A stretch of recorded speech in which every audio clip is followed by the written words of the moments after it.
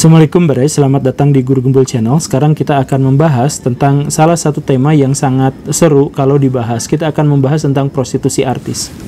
Saya sih sendiri melihat bahwa yang dimaksud dengan prostitusi di masa sekarang dan masa depan itu akan mengalami prospek yang lebih cerah daripada sebelum-sebelumnya.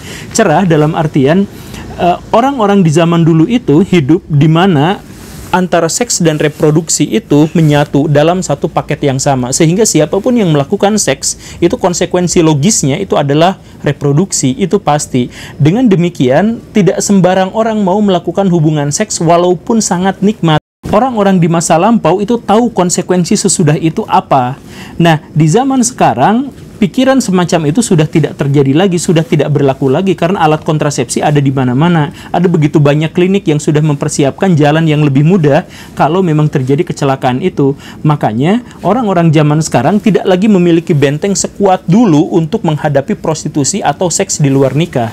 Seks di zaman sekarang tidak berarti hamil. Seks di zaman sekarang tidak berarti penyakit kelamin. Dan seks di zaman sekarang juga tidak berimplikasi pada perawan tua gara-gara tidak laku karena sudah jebol misalkan keperawanannya. Semua hal itu sudah ditangkis oleh fenomena zaman modern, sehingga yang saya maksudkan tadi, perempuan tidak lagi memiliki benteng yang kuat untuk mencegah terjadinya hubungan di luar nikah atau misalkan prostitusi. Karena juga termasuk hubungan di luar nikah itu menjadi hal yang lumrah, hal yang biasa, ya semua terjadi di mana-mana, maka banyak juga perempuan-perempuan yang berpikir kalau itu bisa dilakukan dan saya tidak memiliki konsekuensi apapun di belakangnya, kecuali kalau ketahuan tentu saja, maka apa salahnya kalau saya menjual jasa itu? Jadi Baraya, pikiran orang zaman sekarang, apalagi yang udah sekuler, menganggap bahwa seks itu adalah kebutuhan biologis yang pribadi dan wajar kalau harus dituntaskan. Jadi misal orang-orang di Jepang atau orang-orang di Italia, di Jerman atau di negara-negara sekuler yang lainnya menganggap bahwa ini adalah hal yang lumrah. Karena ini adalah hal yang lumrah, maka setiap orang berhak untuk menikmatinya. Jadi layanan prostitusi di negara-negara yang dimaksud itu seperti layanan rumah makan. Ada pelanggan, ada jasa yang diperjualbelikan di situ, selesai, dan tidak menghasilkan konsekuensi moral apapun. Makanya di negara-negara yang saya sebutkan tadi, itu misalkan ya, ada bintang porno yang bisa saja menjadi pejabat, atau menjadi artis, atau menjadi presenter, dan lain sebagainya. Apakah Baraya setuju dengan pikiran orang-orang sekuler di negara-negara yang saya maksud tadi? Ya, Baraya mau setuju atau tidak, media massa sekarang sedang mengarahkan kita untuk berpandangan seperti itu.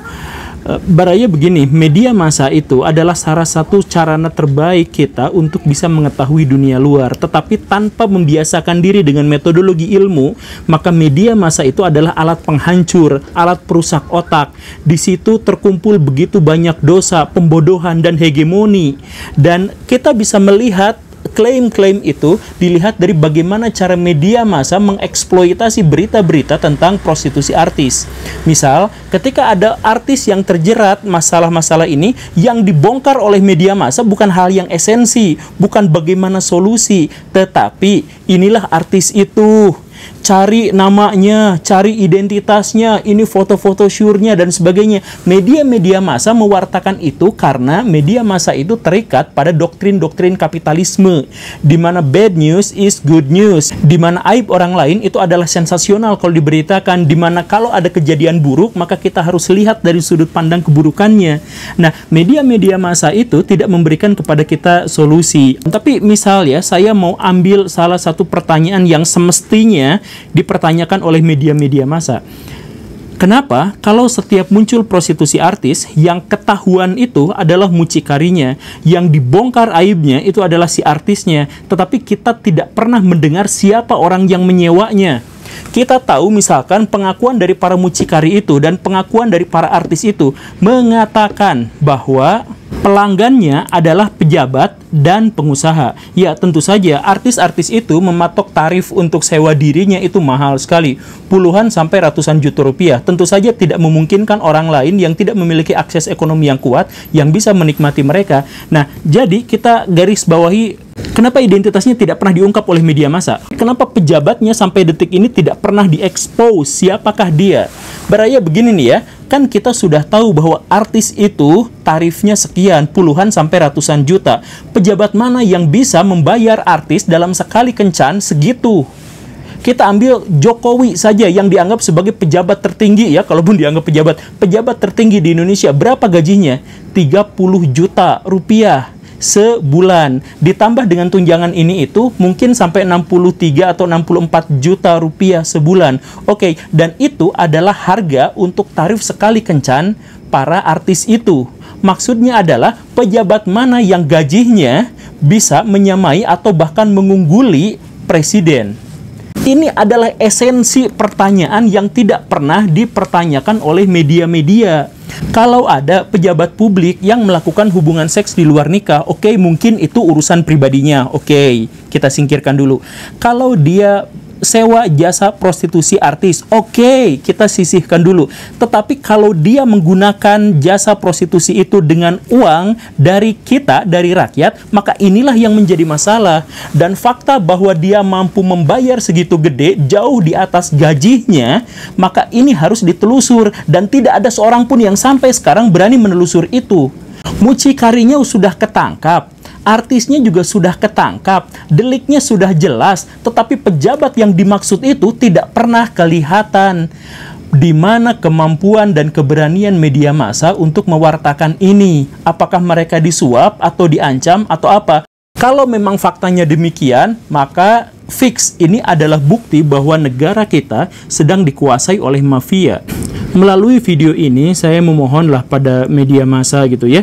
Semestinya media massa itu berani bertanggung jawab atas berita yang mereka sampaikan. Bukan melulu tentang aib dari artis itu, bukan melulu tentang men-share foto-foto dia di Instagram dan sebagainya. Tapi tunjukkan kepada masyarakat bagaimana berita ini menjadi edukasi, bagaimana berita ini menjadi solusi, bagaimana berita ini memberikan kesadaran kepada masyarakat.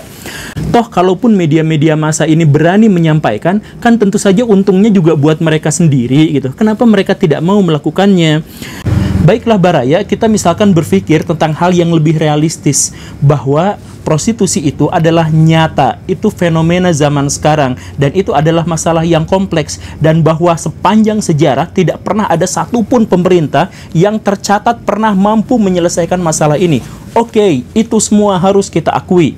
Tetapi bahwa kita memang harus ada di sisi terang kehidupan, itulah yang harus kita garis bawahi. Bahwa kita berpikir soal solusi, soal kesadaran, soal edukasi terhadap diri dan orang lain. Bukan mencari artisnya siapa, aibnya di mana, foto-fotonya bagaimana. Bukan di situ. Dan esensi dari bahasan ini adalah bahwa artis-artis itu dipakai bukan oleh siapapun kecuali oleh pejabat publik. Jangan-jangan kita ini selama ini miskin gara-gara uang kita dikorup sama pejabat-pejabat itu, yang uangnya malah digunakan untuk alat tes impotensi si pejabat itu. Kan geli. Terima kasih karena sudah menyaksikan. Tonton video saya yang lain. Saya Guru Gembul. Assalamualaikum warahmatullahi wabarakatuh.